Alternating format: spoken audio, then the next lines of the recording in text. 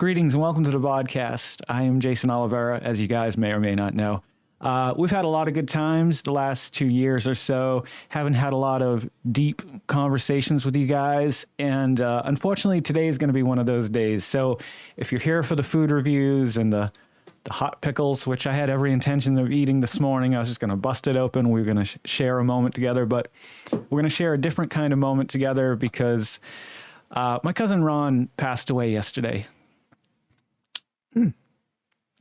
We weren't close the last few years. We stayed in touch via Facebook, and that's why so many people who hate social media and they're like they stay away from it because of all the harsh stuff that's on there and all the stuff. There's a word I'm looking for, and it doesn't really matter right now. All the negativity, the toxic environment that it produces. I always say, I'll probably never leave social media because I won't be able to stay in touch with a lot of people from California, people from Utah, people from Hawaii, people from across the seas. It's my way of staying in touch with people. I grew up 30 years in Massachusetts before I left. So it's the only way for me to really stay in touch with people and communicate with them. And yesterday I got a message through Facebook from my cousin Melissa, letting me know that my aunt was trying to reach out to me, but unfortunately, I think I have a different number now. And she let me know that he had passed away. He was diagnosed 2 years ago, I think it was 2020, with stage 4 lung cancer. And he went through the chemo and the radiation, I believe, and all that. And, I guess his time finally came. Everybody talks about fighting it. And it's such a bummer to talk about it that way. But I wanted to just share a few stories about my cousin Ron that have always stuck with me. When I was really young, he and I went to Florida with my mother and my aunt, and it has some great pictures. If I can find any on the computer, I'll share them with you here. But it was such a fun experience, and I was so happy that I could go with Ron. When I was really little, my dad died when I was 7. I had an uncle I was incredibly close to after that who died at 10. And Ron and I did a lot of things together when I was younger. He would take me fishing, would go out. And as he got older, he joined the military. He got a new group of friends, and we still hung out collectively, but it wasn't the same as it was when we were little. I actually have a book, the Jungle Book. No, it's not the Jungle Book, the Mogwai, I can't remember the name, Jungle Story, Jungle Book, whatever that is, that you could send away for and just replace the names of the two main characters. So me and Ron are immortalized in that little book. I know I have it somewhere. I saw it not too long ago. Ron lived in Middletown, Rhode Island for a number of years. I couldn't tell you how many they were, with his sister and brother, half-brother, and my aunt and uncle. I don't know how to explain him exactly.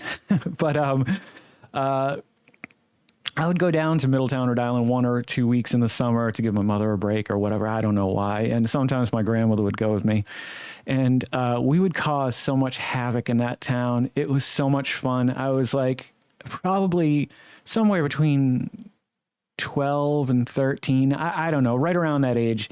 And Ron was like my idol. Like, he was just a cool cat. He had a car, he had a job.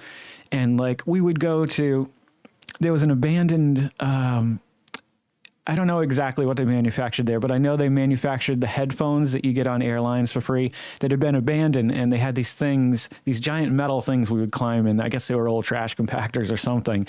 And we would call them the pylons, like the pylons from Land of the Lost.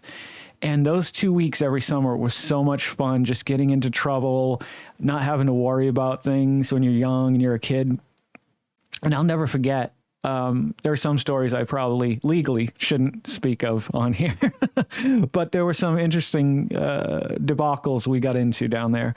A few years later, they moved, my cousins and my aunt moved back in with us in Taunton, and Ron had this group of, I guess we called them burnouts back in the day. They were the pot smokers. They were on the pots, and I would go down there and hang out with all of them. And I was way out of my element as a kid. I was, a good Christian boy, and being around all that was almost disturbing, but exciting at the same time.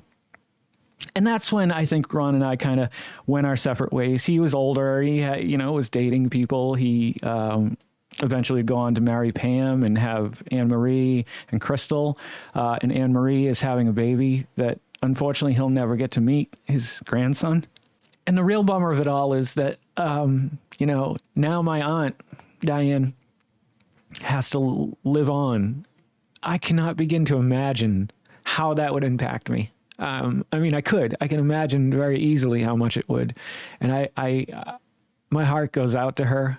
I haven't been the best nephew or cousin to that side of the family. And it's the only family I have left. I have 2 cousins and 2 nieces, and an aunt. That's really it. I have my wife's family that I married into, but that's obviously a different story.